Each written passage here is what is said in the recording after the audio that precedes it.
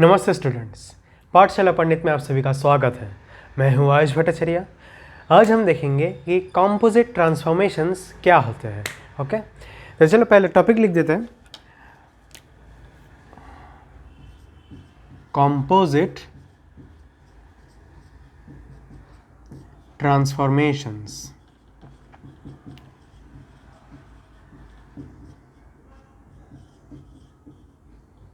तो अब तक तो हमने ये देख लिया है कि ट्रांसफॉर्मेशंस को हम मैट्रिक्स के रूप में लिख सकते हैं, ये हमने देख लिया है। ठीक है, तो अभी कॉम्पोजिट ट्रांसफॉर्मेशन क्या होता है, एक वर्ड में अगर बोलो या एक सेंटेंस में अगर बोलो तो वो है ट्रांसफॉर्मेशन पर ट्रांसफॉर्मेशन। ठीक है, वो है ट्रांसफॉर्मेशन पर ट्रांसफॉर्मेशन। जैसे कि सोचो कोई वेक्टर u है। ठीक है, कोई एक वेक्टर u है, उस पर मैंने ट्रांसफॉर्मेशन किया। ठीक है, उस पर मैंने ट्रांसफॉर्मेशन किया। कॉम्पोजिट ट्रांसफॉर्मेशन क्या होता है कि ट्रांसफॉर्मेशन किया मतलब ये जो पहले से ट्रांसफॉर्मेशन किया गया है उस पर मैंने अलग से एक ट्रांसफॉर्मेशन किया। ठीक है, उस पर भी मैंने एक अलग से ट्रांसफॉर्मेशन किया है, तो इसे कहते हैं कॉम्पोजिट ट्रांसफॉर्मेशंस।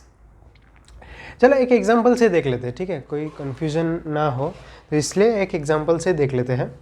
तो क्वेश्चन है कि ट्रांसफॉर्मेशन t जो कि x और y ले रहा है वो बदले में दे रहा है 2x plus y and minus x plus 3y, minus x plus 3y। और एक ट्रांसफॉर्मेशन है s जो कि ले रहा है एक्स वाई, ये बदले में क्या दे रहा है x और x plus y, x and x plus y. ठीक है, ये दो ट्रांसफॉर्मेशंस हैं। अब हमें ढूंढना क्या है, सॉल्व क्या करना है, हमें सॉल्व करना है कि find t dot S. Okay, find t dot S. इसका मतलब क्या हुआ, हमें ढूंढना है t s u, ऐसे हमें ढूंढना है। मतलब ये ट्रांसफॉर्मेशन हमने कर दिया, इसके ऊपर ये ट्रांसफॉर्मेशन करना है। देखते हैं अभी। So t dot S is equals to t s u, नहीं u की जगह हम डायरेक्टली वेक्टर ही लिख देते हैं। ठीक है, एक्स वाई, करेक्ट। अभी टी एस एक्स वाई का मतलब क्या है, एस एक्स वाई हमें क्या दे रहा है, x and x plus y, so T x x plus y, correct.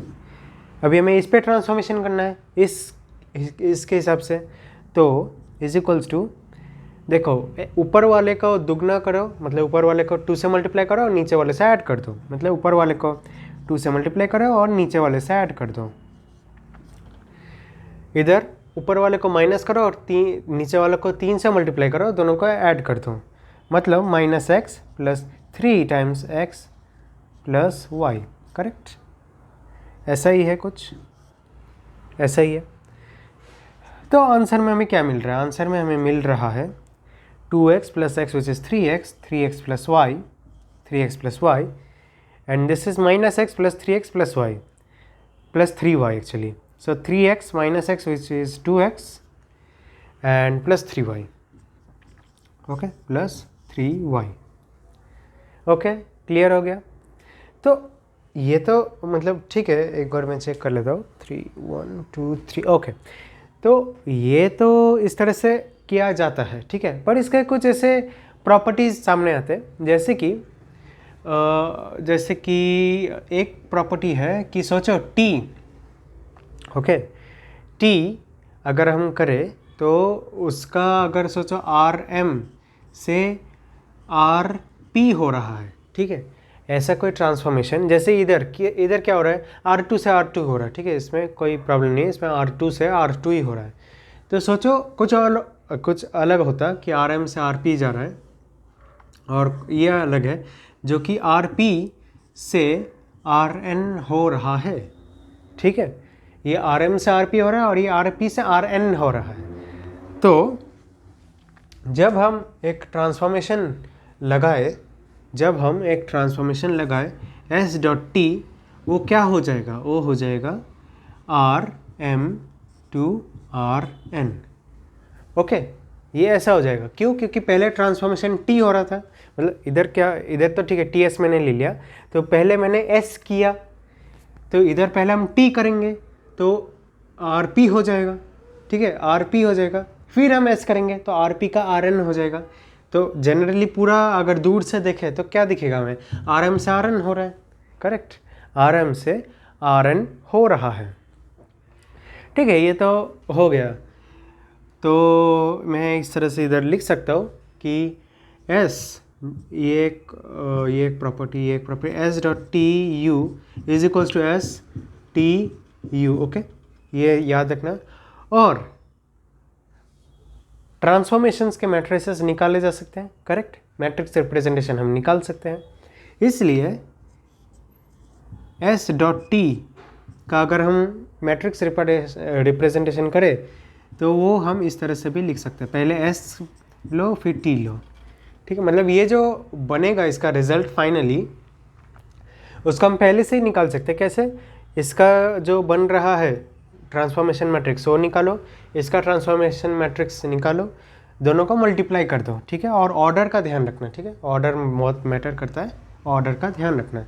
चाहे तो आप इस तरह भी ट्राई कर सकते हैं, चाहे तो चलो मैं ही ट्राई कर देता हूँ, ठीक है। इधर तो वैसे टी एस लेना है हमें, टी एस, सो पहले हम इधर टी लेते हैं, T and S, so T S क्या होगा हमारा 2x plus I mean T इधर होगा 2 1 माइनस 1 3 2 1 माइनस 1 3, करेक्ट, पता चल गया ना कैसे लेते हैं, वही x इधर है, सब x को एक साइड है, y सब एक साइड है, तो 2 इधर से ले लिया, 1 इधर से ले लिया, माइनस 1 इधर से ले लिया, 3 इधर से ले लिया, t हमें मिल गया। s को भी लेते हैं, ये x प्लस 0 y है, करेक्ट, तो मैं इधर डायरेक्टली 1 0 एंड 1 1 लिख सकता हूँ, करेक्ट, 1 0 1 1 में लिख सकता हूँ, which will give us 2 1 3 0 1 1 minus 1 yes minus 1 3, so 2 0 3, ठीक है, ये हमें मिल जाता है। अब देखो ये t डॉट एस हमने किया था, इसका अगर मैट्रिक्स निकाले तो 3 1 2 3 निकलेगा, करेक्ट, साथ ही साथ हमने अलग तरीके से किया, मतलब t को पहले लिया फिर s को लिया, दोनों को मल्टीप्लाई कर दिया, उधर भी वैसे निकला 3 1 2 3, ठीक है। तो इस प्रॉपर्टी का भी ध्यान रखना, ये भी एक इम्पॉर्टेंट प्रॉपर्टी है, इसलिए इसका ध्यान रखना है। और हाँ, ये तो है ही एक इम्पॉर्टेंट प्रॉपर्टी, इन प्रॉपर्टीज़ का ध्यान रखना है, ठीक है। अब एक इम्पॉर्टेंट टाइप ऑफ क्वेश्चन आता है, ठीक है, एक इम्पॉर्टेंट टाइप ऑफ क्वेश्चन आता है जो कि है इज अ मैट्रिक्स और is a composite matrix well defined और नॉट, इस प्रकार का क्वेश्चन, तो एक बार देख ही लेते हो।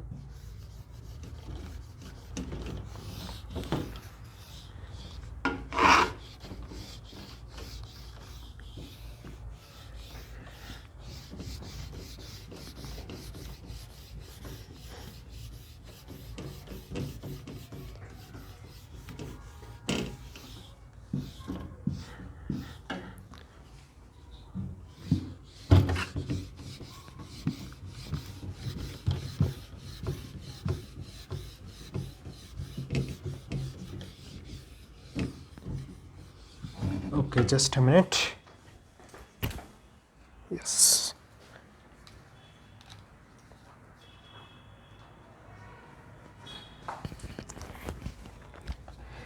Okay, so now the question है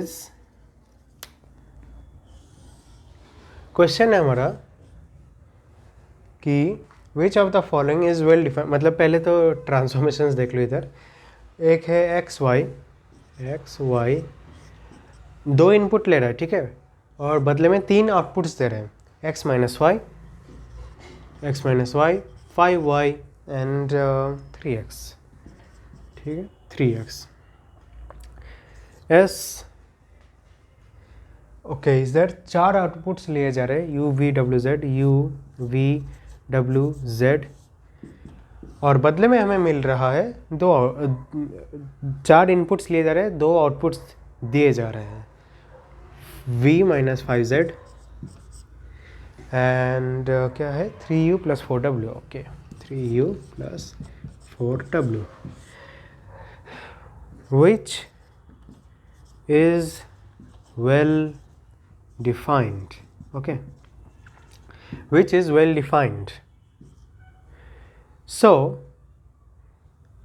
हमें इधर t डॉट एस चाहिए, मतलब t डॉट एस और s डॉट टी, ये हमें ढूंढना है अभी, ठीक है।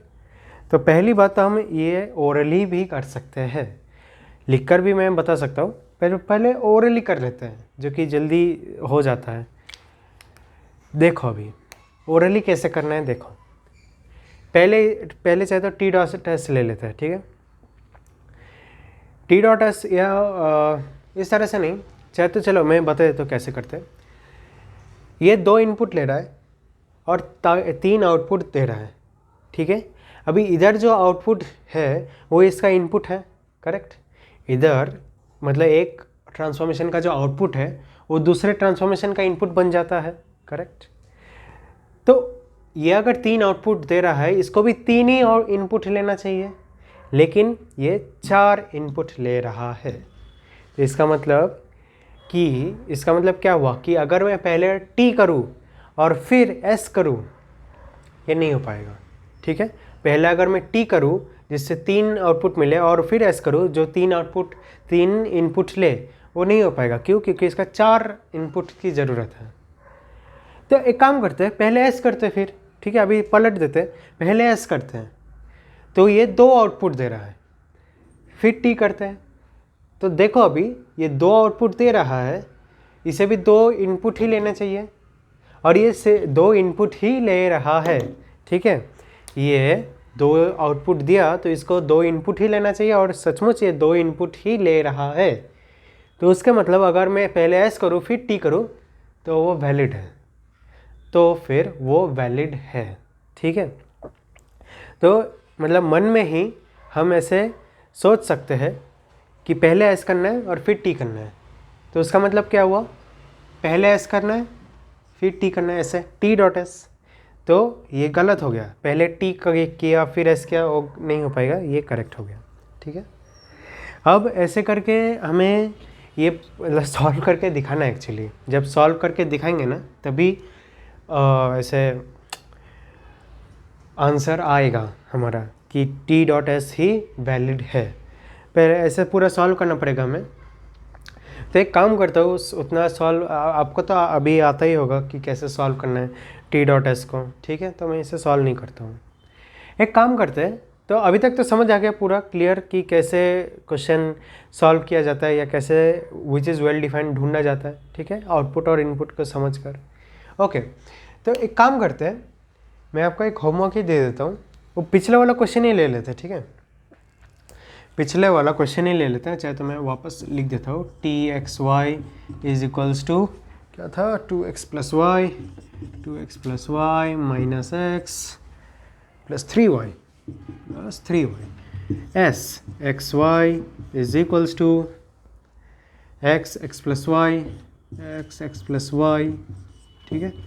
अब मैंने क्या किया था, टी डॉट एस किया था, आपको एस डॉट टी करना है, ठीक है, एस डॉट टी करना है। सबसे पहले तो ये ढूंढना है, इज इट वेल डिफाइंड,